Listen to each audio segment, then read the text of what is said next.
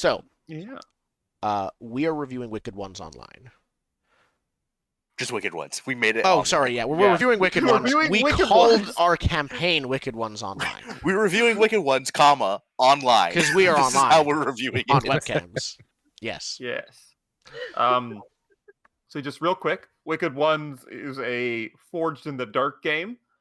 So based on Blades in the Dark. And the core concept of this game is that you are the bad guys from a fantasy RPG. You are running a dungeon. So that means you got to go pillage and get cool stuff for your dungeon. And then you also got to build the whole thing, as well as defend it from invading adventurers. That's the general concept. Yeah. And like any other Blades in the Dark game, it relies very heavily on a gameplay loop that starts with counting all of your loot from the last foray into the world of delight out of your dungeon, reinforcing and building up your dungeon, possibly defending it. There's not like a gameplay loop where adventurers show up. And then after that, you plan an attack on someone else in the world. There's the whole faction system. And you pick someone to fight. You go and you beat them up. You take their stuff. You try to get away scot-free. And then you make it home. And the loop starts over again. Yep. Let's start with that loop, I think. Because that was our biggest, the biggest influence on the game, I think, and our experience with it was that loop. I think that the biggest draw for the game for me was at least the dungeon creation portion of it. Mm-hmm. That was the big thing that felt like, ooh, this is different. I can figure out how we can do mapping, and I can figure out what I can put where to make this the most efficient. And it took a little bit of learning, but the big trick with the dungeon planning was that you couldn't really plan it. By the time you figured out how things worked, a discovery had been made that chucked your plan out the window. Mm-hmm. That being said, it still was a lot of fun, but I was also expecting the dungeon to be raided more often than it was. And because that wasn't part of the loop, it was surprisingly less of a factor of the overall game than what I thought it was going to be. Yeah, I think it not part of the loop makes it hard to like figure out the best time to slot it in. Yeah. Yeah. Adventurers raid our dungeon every so often, effectively up to the GM's decision. In our 7 sessions, the first of which I think there was downtime. I'm not sure how we counted, if we counted at 0 or counted upwards. Either way, we had 2 forays into our dungeon. Yeah, not counting the like tutorial one. Correct. Yeah, we had 3 total with 1 tutorial. Yeah, that's true. They were all relatively harmless, I think, to us in terms of the amount of damage and danger they did. Even the one where they got through our dungeon pretty much unscathed, when they were fighting the 4 of us in the end and it turned into just a punch 'em up, we very easily had the upper hand. Yeah, that was the hang-up, where the tiers did not, unlike Blades, your tier doesn't directly impact combat. It impacts how quickly they go through the dungeon. Yeah, it impacts the adventurer health, but it doesn't. But in Blades, you are automatically losing dice if you try to punch a tier above your weight class. Higher tier here means that winning takes longer, not that it's less likely. Yeah. I almost think that slight difference means that it doesn't matter what tier I throw at you. There's 4 of you. You're going to gang up and murderize whoever comes in the dungeon. Yeah, I almost feel like it needs to like bridge the gap it currently has with the Blades tier system, right? Like make it matter more. But also, continue. I thought you were done. But also a thing that kind of bothers me, but more or less, is that the creature lairs. It's like if they fail, they just die. I feel like the creature lair should also have a similar tier health system as the invasion does, if that makes sense. I can see downsides to that, but I do think in general, it felt like our dungeon didn't actually do much to stop the adventurers. Part of that was based on the dice rolls, but I think even if they were all successful, it still would have been. It felt like we were still doing most of the work. The fantasy that I was buying into was the idea that we are too weak to take on the adventurers without the help of our dungeon in advance weakening them. It But didn't that feel is, that way when yeah. playing. I think that's the tier problem again, where it's the action economy still is way in your favor. Yeah. Because there's 4 of us and like Mhm. at that point, like 2 to 3 of them. We should Yeah. preface all of this by saying we, in general, greatly enjoyed the game. Oh yeah, no, I When had a we lot of fun. review Yeah, a yeah, yeah. game, I think We what's talk about the happening, negatives more. we talk about the negatives more, and especially at the beginning, because we've been holding them in during the entire campaign, and so we, even though we're enjoying it, the small parts we're not talking about come bubbling Yeah. to the surface first. Other major differences from Blades, because that's kind of what we're talking about. So the tier, we got the dungeon. The characters kind of work exactly the same, with the exception of like you don't have a vice, you have a worse mechanic. You have a revelry, Yeah. Playing a character in this game was interesting because it felt this game's talking about again that cycle of play that is a lot more structured and I would say rigid. This is what it feels like in this game. It feels like the the play cycle doesn't care so much about your character, and if you want to have character moments and role play in this, you kind of have to. I guess the right way to put it is, um, if the cycle of play is a factory, you have to push the emergency stop for a bit, have your role play scene, and then resume the assembly line of the Yeah. cycle of I play. feel like Which is they want you to do that because They it gave do. you XP for jumping into somebody else's scene. It's just that because at that point in the cycle, you're like, I am doing this thing to achieve this thing. It wasn't much of a scene to be able to jump into there. Yeah, where you Which it might be more on us than the game. Like, let's be honest. yeah, we can only talk about this from our preferred Yeah. play styles. And to be fair, I don't really do a lot of big talky scenes running games. That is honestly part of what drew me to this game specifically. Like, I understand the complaint that, like, you're supposed to be doing roleplay scenes and you get rewarded for doing it. But on the other side, part of what drew me to this game was explicitly. Now, it didn't quite work out how I thought from first blush at reading the game, and it was a little bit more play looped than I was hoping for, but the idea that I didn't have to voice every random NPC or figure out a weird emotional arc, because part of the point is that the monsters aren't really plugged into the world. They live in their dungeon world, and they do their dungeon things, and it's like, it doesn't matter what the world's doing. We got a mech to build, we have a village to loot, we're being evil in the background, and most of the tangential to the real NPCs plot. are kind of shared between the GM and the player who has authority over them, and so it's also very easy, I would say, to handle them because there's effectively 2 people in charge of every NPC except the imps, but they're characters. They're a force of nature. Yeah. I think though that was also the second trick. What drew me to the game was its wicked ones. You get to be the evil characters, which is great. You get to play into being monstrous. That's a lot of fun. But because you are a evil, mean person, it is hard to build those bonds between yourself and the other players as well. Because by dint of being evil and your revelry and all of the things that you have built up against your character, you are incentivized to hurt and destroy your relationships as opposed to build them up. Which was a little bit tricky and still was one of the reasons I wanted to play the game, so. Yeah. That's a common problem when you have any evil campaign. I mean, this has been a problem since like old school D&D trying to play evil characters, right?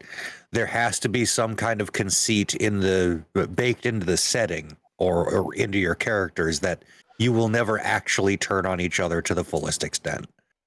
Yeah. And there's the Because other then you half of wouldn't make that. it through one session. Yeah, and there's the other half of that, the other side of that, which is in this game, you are not playing a broken human with broken human feelings you can connect with. You are very intentionally playing a cartoon villain, inhuman monster who can sometimes act with some human stuff, but they aren't.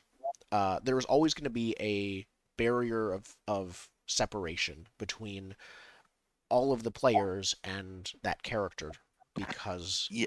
of the Unless you're premise. playing with someone who is actually evil, and then the question Yeah. is, why are you playing games with them?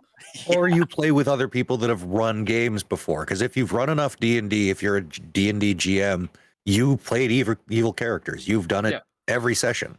So if you can port that frame of mind into the player character aspect, it can work. It can. That's I still that's think fair. there's a degree of it's you don't connect with a GM doesn't connect with their NPCs as much as a player connects with their PC, I think. And my only other point about the D&D analogy specifically, when you're running like a D&D game, honestly, I try to make the players make most of their own problems. So like they're their own bad Yeah. guy. And And I understand you can run campaigns where the good guys are unavoidably good and there is like a clear evil plan afoot. But at the end of the day, when you play like silly role-playing games, all of the silly things, if you take them literally, are the evil acts in the setting. Like, they're the ones with the action in the setting. So the stuff has to kind of come from them. And the same thing here. The characters here are the ones making real impacting change on the world. Even if there are other factions that are supposed to be doing stuff in the background, realistically, the only change that matters is the change that the PCs are doing. Right. I would also point out that this is kind of getting into like what the character sheet tells us, and like the rules sort of like fall in with that. It's very easy to die, I think, if you're not careful. But You I feel basically like, oh, go have on. like 5 hit points. Yeah, you basically have 5 hit points. If you become bloodied and then bloodied again, you're just dead. So then, like, it makes sense why there's not really like there's incentive for that role play, but also we don't care about like Doug. We care about the Marauder, right? Like, who is the Marauder of the party? yeah, Yeah. we care about Doug and his dwarves and the things he's doing and how he can help the dungeon. Yeah. Yeah. And Rather than I Doug think as a dude. I like shock as a system a lot, though. To be fair, I did Yeah, like because I Shock. do like that. doing thing like, oh, I'm hurt, I should do something to get rid of that is, I think, a great incentive to not turtle and play passively when you're low on health. Yeah. I especially like Shock because, as compared to, because Shock doesn't feel like a Blades in the Dark mechanic, it feels like a more classically Powered by the Apocalypse with conditions mechanic. I do like Bloodied as the advanced Shock. So you get all of the steps, then you have Bloodied, and Bloodied triggers you are available to die now, which is usually my biggest complaint about the condition track system ever. Like, normally it's like, well, what do you do if they're full? There's not usually rules for that, but this gives you rules. What do you do if your conditions are full? You die. You die. You're now. dead. Yep. And I understand But- part of that's the leniency of the evil game, and your evil characters can meet an It's evil the intended end. tone. Like in But I Masks, do like we're not that as a death step isn't up. usually on the table, but Yeah. in Wicked Ones, death is explicitly going to be on the table. But they tell you when, and I like that. Like, all right, you're available to die now.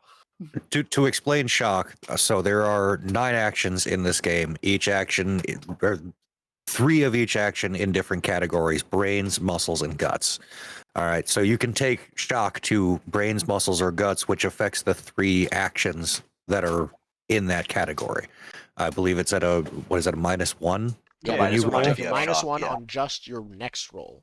But if you take Yes. that -1, do the roll, it's clear. The shock goes away and you effectively heal. If you are bloodied, though, you need to clear all 3 of those before you remove the blood. And you usually, not always, but usually get bloodied by taking all 3. And if you are hurt again after you are bloodied, you die. if you I if you would actually get bloodied found- again, and that usually will You're already happen. ticked and bloodied. Yeah. Yeah. But you don't heal the bloodied until you heal all 3 ticks, so you could heal some ticks and then take more. And I No, really did no. like When you're bloodied, you can't get rid of bloodied until you clear all 3 ticks. Mhm. If you take damage again while you're bloodied, you should die. of any Oh, kind. so you're saying like Yeah. if you like, let's say you take your bloodied, you clear your brains. You Is take this where we start? shock to brains again, and you're dead. You're still bloodied.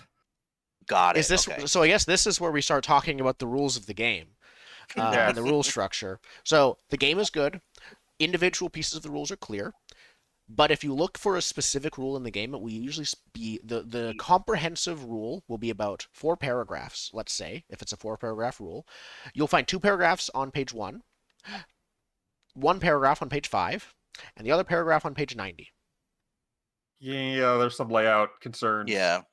it was Um, not difficult to create a character. A lot more difficult to actually play the game and reference the rules. I really did appreciate all of the examples because that helped clarify the rules a lot.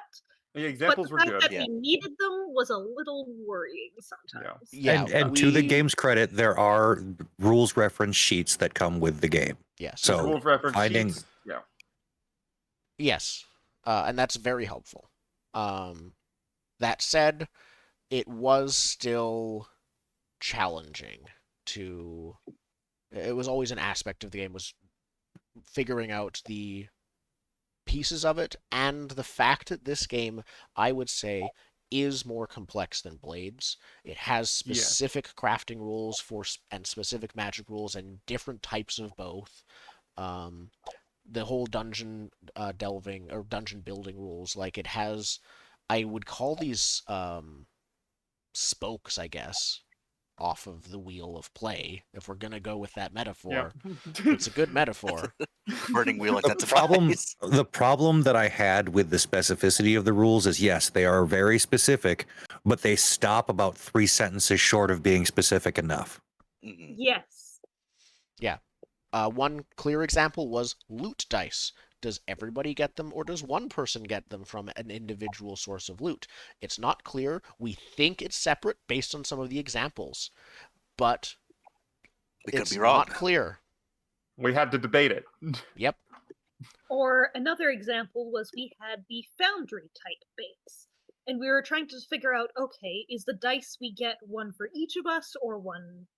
And it turns out that the answer to that is, again, about 5 pages up in a small little text box that clarifies if the word uses you, it's everybody. If the word uses any, it's one person, or something specific like that.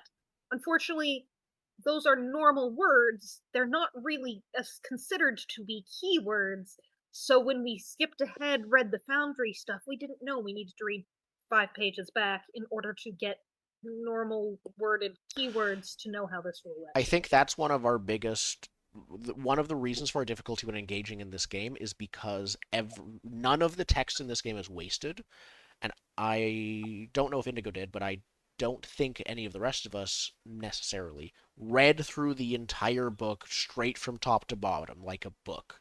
I think it was Don't meant think for I can't do that. Like, I'm I don't sorry. think I've done that with in any years. Yeah. That's not how I read game books. I read game books, I open it, I read character creation, I flip through everything else, I say, good enough, let's run it. And I think this book, presumably, was made to be read all the way through, and so you'll catch that before you get to the Foundry ability and already know that, and things like that.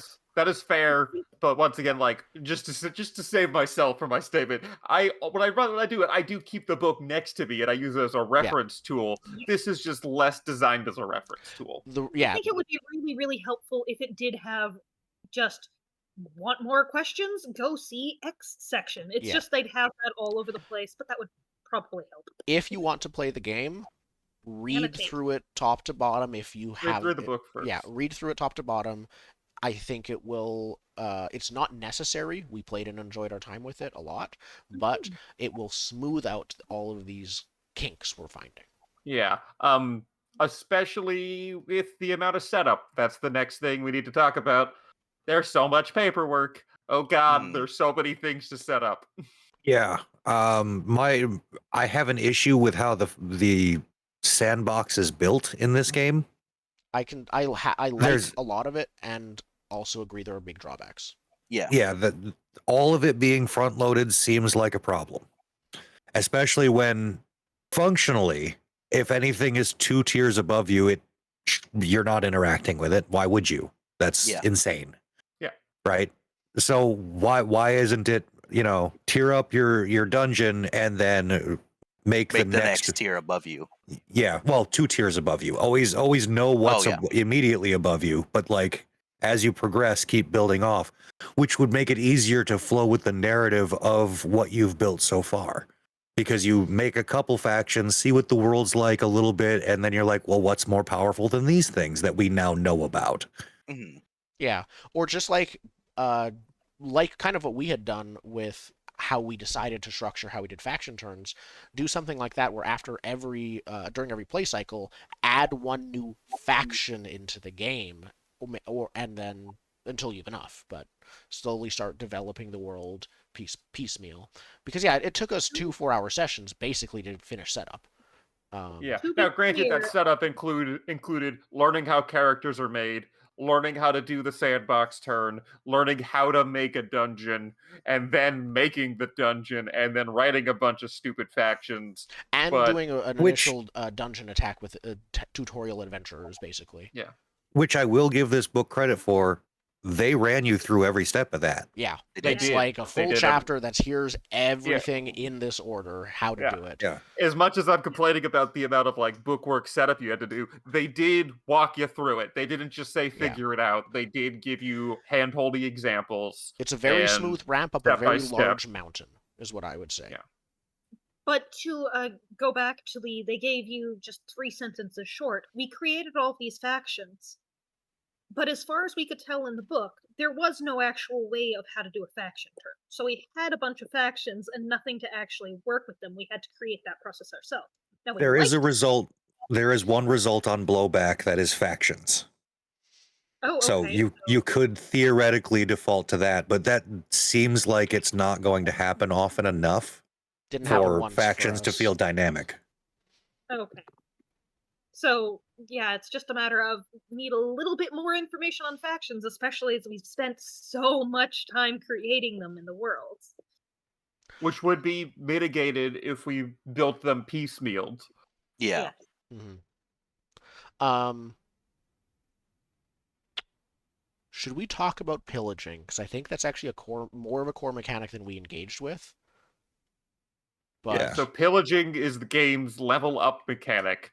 And the main way pillaging works is you do 2 of the raid play cycles back to back. So instead of going home to your dungeon, you invade a town and then you beat everyone up in 2 separate raid actions. Yeah, it's like 2 scores in a row from Blades without downtime or recovery.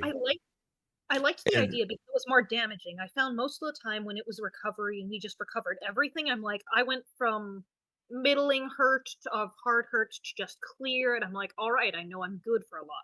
So when I did the 2 raids in a row, it was more a matter of, okay, I need to actually be careful and hoard some of my resources, which made both of them a little bit more fun for me. Yeah, I like how that is how you tier up, and it has to be a raid that sets up the other raid. Like, you can't do the second one without doing the first one, right? Like, I think the example it gives is you sneak boats into the harbor that you then use to escape when you raid the village or something. Yeah, there's a lot of... I like the idea of the pillage. Doing a pillage, I think be careful that each individual score in a pillage is not in and of itself extra long. Raid scores can be variable length, of course. We finished one this session in an hour. I think you can probably liken it to, I don't know, it's been around for a long time. I'm sure we've all played GTA 5 heists. Mm-hmm. You know how they do little setup missions. There's 3 setups and then a heist. I'm still waiting to play it, but yeah. But yeah, that's basically what it is you're setting up that second heist with something that will either enable or bolster it.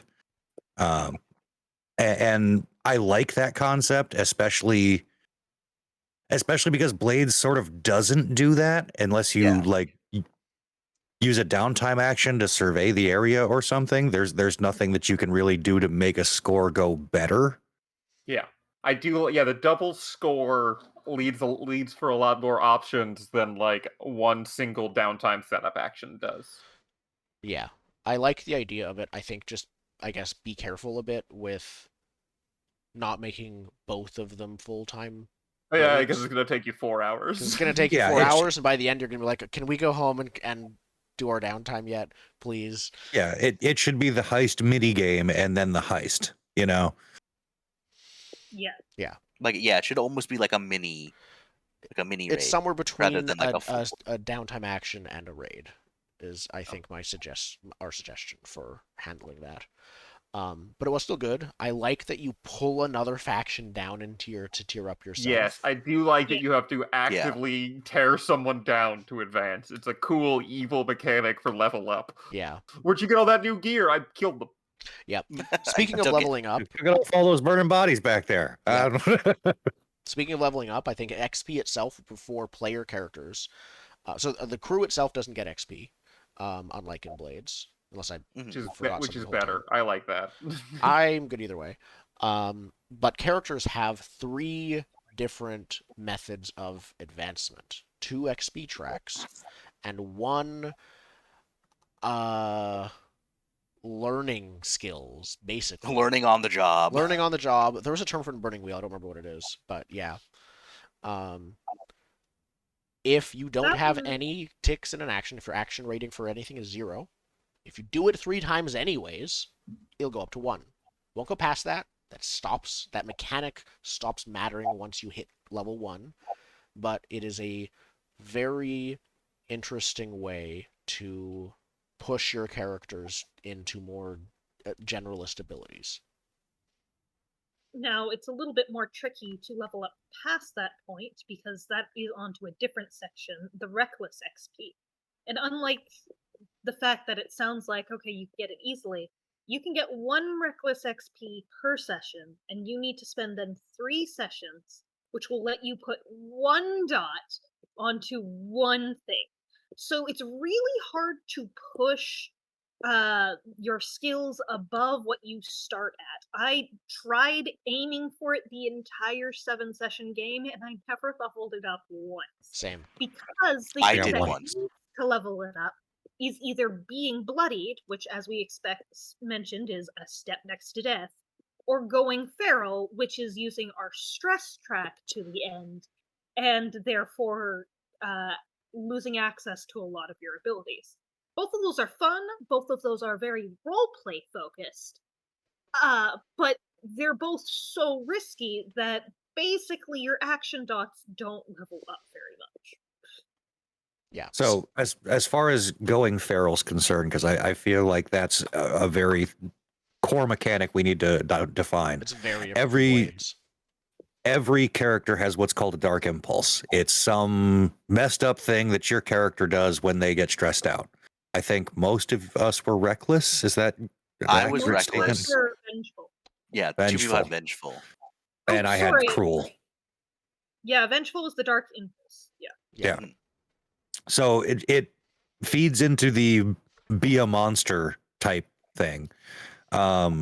And what you're supposed to do when you go feral is look at your dark impulse and say, what is the most thing that I could do? Like what is the most extreme thing connected to my dark impulse that I could do? Right here, right now, in this moment. And because it's player driven, people are always going to try to make it not terrible when I feel like it should be terrible. Yeah, I almost prefer the Blades approach in that sense, where you stress out, you're out for the scene. Because we had a lot of times where like, I'm full on stress and I'm going feral. What do I do? Yeah. Yeah. I agree that there's not really enough penalty, and I think part of that is that going feral doesn't give you an excuse to do the evil thing. The evil thing is expected and rewarded with XP, so there's not like, well, I'm already being evil. Like, what do you mean I gotta be double evil?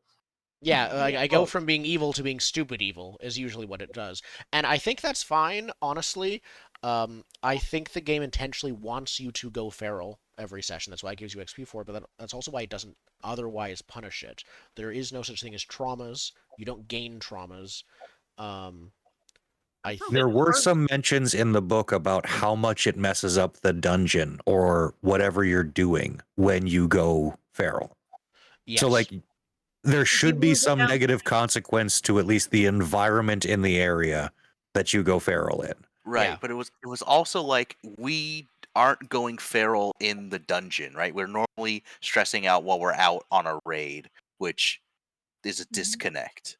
Yeah. Yeah, I don't think there is very little, that there is some, but very little opportunity to spend stress while in a dungeon. I think that's why the recovery loops threw me so much, because we'd go on a raid, we'd go feral, we'd get bloodied, we'd be this close to death. And then we'd hit the recovery loop and be totally fine right before we did our dungeon and our downtime actions, and we're back in the setting where it actually felt like it would matter. Yeah, I kind of like the idea. Again, it might have already been tested and had other issues, but I like the idea of things not clearing until after downtime. I have an idea. I don't know if we want to go into how we might fix this, but the idea I have would be, instead of a loop, it's a checklist. Everything has to be done once before you can clear all the checks and start over. Hmm. That's interesting. Yeah, there's a lot of approaches for it. Yeah. What was what other big points do we have? We Pacing. talked about We've touched on pacing a bit. I think pacing is very important in this game. So pacing in this game is supposed to be governed by the dungeon's master plan.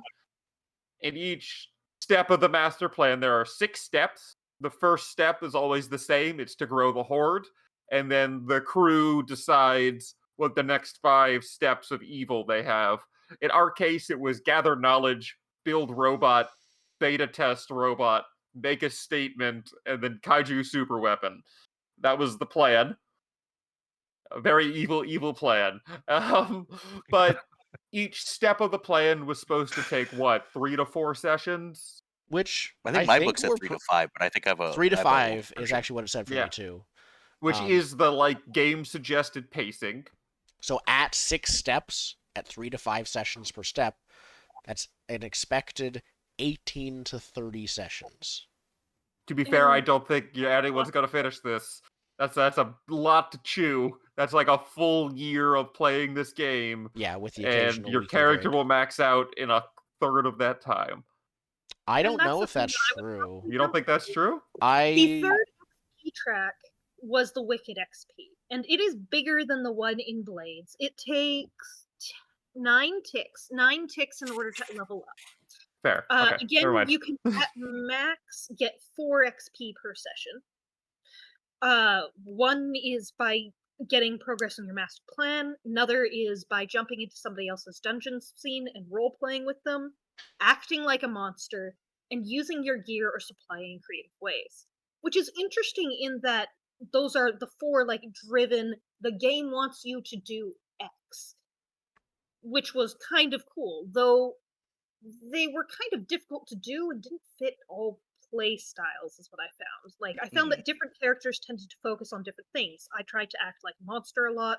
Other characters were way better at using their gear or supply, so I found it was quite typical to maybe only So- get 2 XP yeah, 2 per to 3. To be Yeah. fair, First- so with that taken, it does sound like the pacing is supposed to be every time you advance a step in your master plan, you get a new ability. Roughly, yes. Yeah, thereabouts. I got 2 ability advances, I think, during the game, or did I just get 1? Did we start with 1 and then I gain another? we start with 1. We started- Yeah. Start Then with I 1. only gained So- 1 more. Yeah. Yeah, I just gained 1 last session, but that is I did change characters. So I think it's a matter of the advancing system is very, very slow compared to what I'm used to in most every other game. I'm getting a level maybe about every well, in this case, it took me 5 sessions to get a level, which I'm used to a level every session or 2 or 3 at max. So it was very slow, but not. Yeah. Yeah. I think looking back, if you want a faster game, half the number of steps in the master plan, grow horde, do thing, do big evil. Half the number of things you need for the XP track, because it is actually pretty slow and fits roughly. So if you want to increase advancement, half rounding up because they're both odd numbers. And I mean- then you'll have a 15 to like 9 to 15 session game, and you'll go through the entire 3-step master plan if I'm doing my math in my head right. So yeah, you could actually modularize it and have the first step be how long of a campaign do you want, and you just pick how many steps your master plan is, and each step is worth 2 wicked XP and 1 reckless XP slots Yeah, Yeah. that would be really helpful. with a minimum you of could 2 also steps. skip that if you wanted to. If you didn't jive with the XP system itself, scrap it and say when your master plan each step is completed, get an advancement and a stat point or something, and an action point. Yeah. Yep. Good work. Thoughts, but yeah, this game has a whole lot going on, and I do think a lot of it was very good. But do we have any other generalized game talking points? We should talk about magic There's and one. crafting at some point. Uh, but- Light tongue and dark tongue. Yeah, the language. Because yeah. in my opinion, that sort of goes against some of the game design that's on your character sheet, and it bothers me. I agree. Again, Because- the language was interesting. It was one of the selling points of the game. Monsters only speak the dark tongue. Good guys only speak the light tongue. You can't understand each other. Really cool in concept. Really frustrating in gameplay because it meant you could not, like, the banter skill of talk. Who are you going to talk to? Everyone you're attacking, you can't actually understand. Why would anyone ever take banter? And Or you're threaten. attacking a bad guy and you're attacking them, so they're gonna fight back instead of Yeah. talking Yeah. to you. Or threaten. You can threaten people with like body language, but if you want them to do anything slightly complex and you're threatening them to do that, they're not going to understand what you're threatening them to do. We effectively ignored that when any time that we mostly came into contact with people. We had our friends, our dark friends, of course, presumably they could understand us, and we had adventurers, which we found ways to interrogate off screen without needing to bother it. And it's why I took illusion magic, because I can at least get pictures across to people. Yeah. Yeah. It's great in concept. There are specific I think there's a character playbook that can overcome that. But Yes. The conniver. Yeah, And it's there's an easy minion pack upgrade which can also overcome it. Yeah. but- I think it has more drawbacks. The overcoming it doesn't make you it doesn't so much, I imagine we didn't have it. It wouldn't so much make you feel powerful as make you be the only one without a hindrance than Yeah. anything else. Yeah. And the thing that bothers me the most about it is that because there are upgrades and abilities that get around that, you can't easily just disregard the rule. No, you can't hand wave it because then you're gonna nerf anyone who tries to upgrade in that direction. Yeah. Right. I understand I understand the assumed reason for the rule, which is to make it so the characters can't ever really engage in light civilization. Like they are You don't want to make them it's sympathetic. othering the light Yeah, and dark it's- from each other. It's othering. Honestly, I think it's a bit too much though. I think this and along with a few other things we've talked about makes it feel like the game doesn't expect you to be evil. They expect it to be more of a challenge to get the characters to do evil. We did not experience that in the slightest. Right away, everyone's on Yeah, board. we don't have to We're be penned evil in. We're ready to now. go. Put us in, coach. Let's go Yeah, burn multiple we went- villages. I got my pitchfork and my torch right here. Yeah. I got Yeah. my torturing tools in my back pocket. I Point don't me to even the think we nearest open needed- mouth. Yeah, I don't even think we needed the XP to get the evil bits across. Like, I feel like you would have been evil without the No, rewards. Honestly, most of That the was XP stuff XP for wasn't showing up. about being evil. Most of the XP Yeah. stuff was about, I guess I would summarize it as being pushy. Yeah. So, like, that might be part of what we're missing as players that the game was trying to get across, where they wanted to reinforce, like, no, you really gotta be evil, guys. You can't just waffle your way out of it. You gotta kill the villagers. Yeah. And we did not have any of those functions. We Yeah. just did it. No. Are we the baddies? Yeah, Yes. we were very That clearly shouldn't the even bad. be a No. question. You're Yeah. playing Wicked Ones. That the question was answered before you opened the book. Yeah. So I don't know if you want to talk about what the magic system is like, Sen. I do want to talk briefly about the crafting, because I think the I mean, it's crafting of this game I really like. The magic system I do enjoy, because basically you pick a path, you have some limitations that are set on that path, but there's no set spell list. There's just tiers of stuff. So a tier 1 spell does something that you could normally do with a different action. You could just use invoke instead. A tier 2 is equal to a team of people, and tier 3 is a truly epic magical feat. Yeah, That's I about liked it. that real simplification. The power plus the drawback was one sentence. It was like, you controlled fish. You smell like fish when you do it, or whatever. Like, it's very straightforward. I will say I came about it from the opposite direction, because I had my zealot first, Mm-hmm. and that is it's like way too bare bones. It's like, yeah, you can use invoke to do stuff your god would let you do. Like, literally, it's just like that. Like, I know there was an example that said you can use invoke to do a thunderbolt, like asks the thunder god who you pray to for a thunderbolt. It's like, okay, well, my god's greed and envy. So how do I make people greedy and envy with magic? Mm-hmm.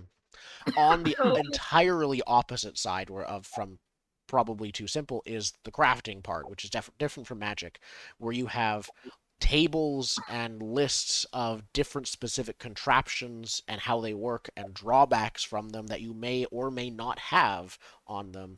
The crafting And they're system, non-complete lists. they're like- non-complete lists. They're lists of examples, 36 examples of different concoctions and potions and chemicals you can make and bombs and limited use items, and 36 contraptions you can make of basically permanent items that also have their own drawbacks.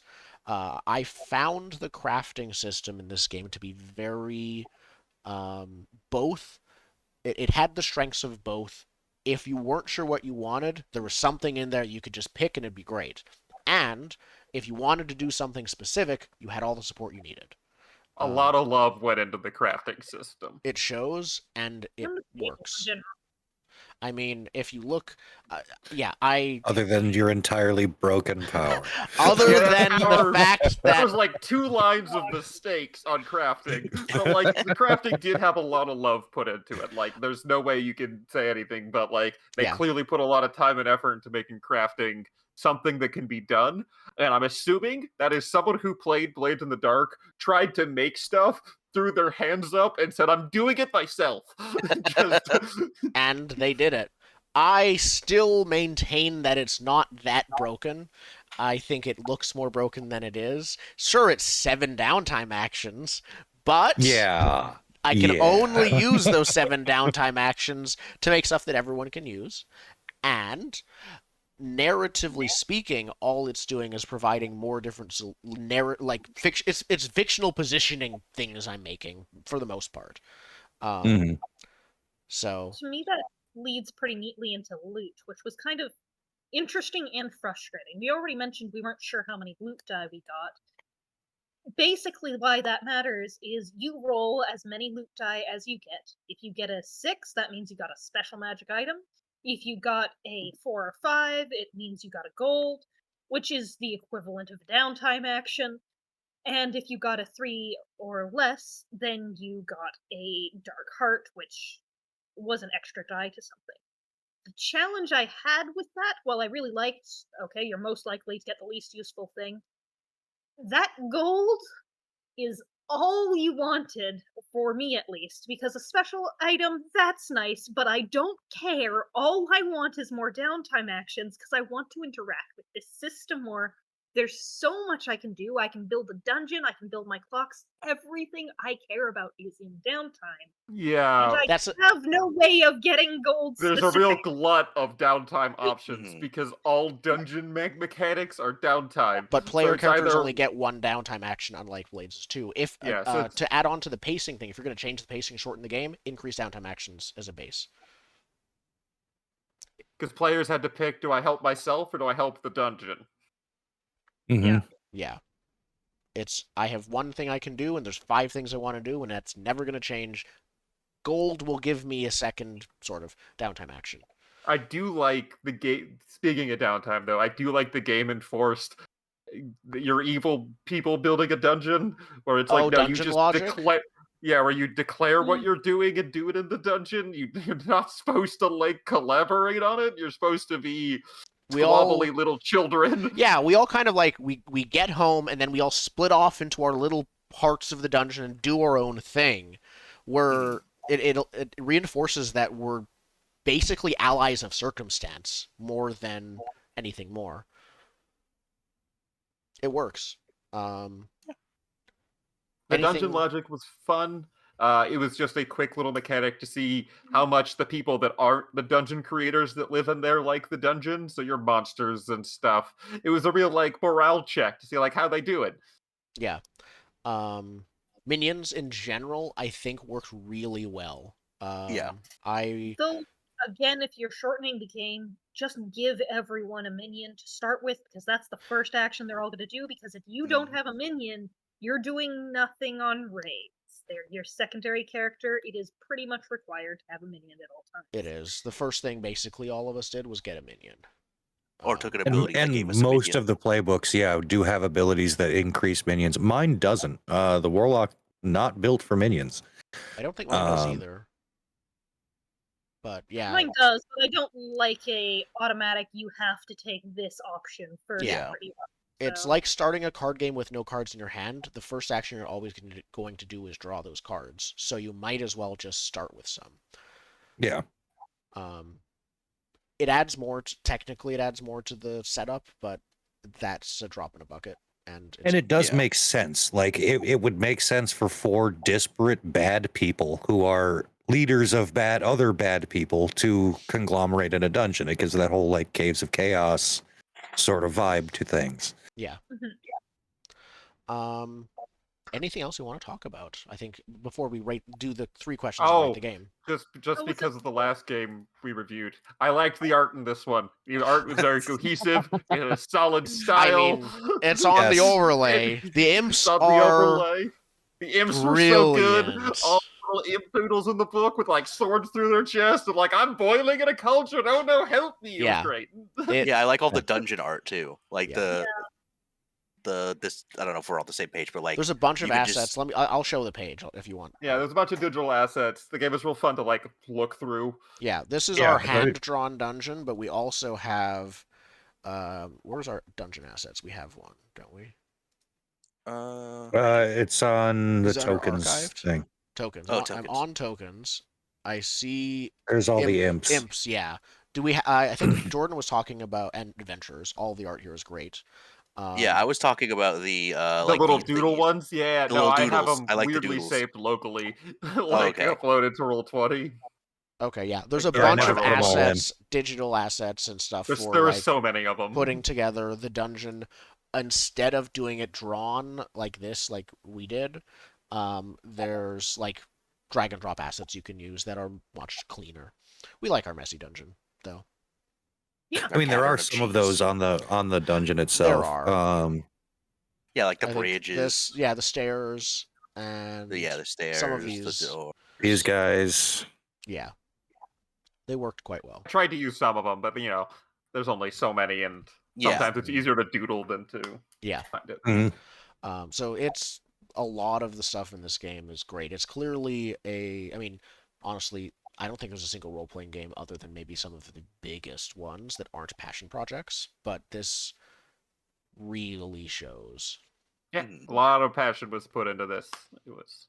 Yeah, a lot Well, of I pieces- think it's certainly deserving of a second edition that'll tighten it up a little bit. Yeah. Yeah. Uh, Mhm. And if you're interested in it, honestly, go play it, go support it. Currently, Yeah, the it's game is on- free. It Yeah, was it's free on Drive-Thru RPG. Like, you just give it a download to read it over. Like, that's who I suggest it to. Anyone that likes RPGs, just read it. If you want to play it. But it's free. There's no harm in supporting it like that way. yeah. Let's go through the 3 questions and then rate the game, I think. And then anything else? Yeah. Okay. What are the 3 questions again? I don't have them pulled up. It's what is the game is about? What is the game is about? How is the game about that? But there's also and. Ooh, here we go. Here's what's your game about? How does your game do this? And how does your game encourage or reward this? Yeah. More than anything, I would say that the game was about being evil. It wasn't about dungeon crawling like I thought it was. It was about figuring out the most creative and interesting ways to roleplay being evil. And it was about that because that's how I got my XP in 2 of my 3 tracks. Yeah. The game was about being an evil little guy in a hole in the ground. Yeah. An evil And little not gremlin. understandable evil, but like being punchable evil is probably the right way to put it. Like mustache twirlingly evil. Yeah. Yeah. Just very hateable in all of the either like I enjoy seeing them on screen, I hate them, or go away, I don't want to see you.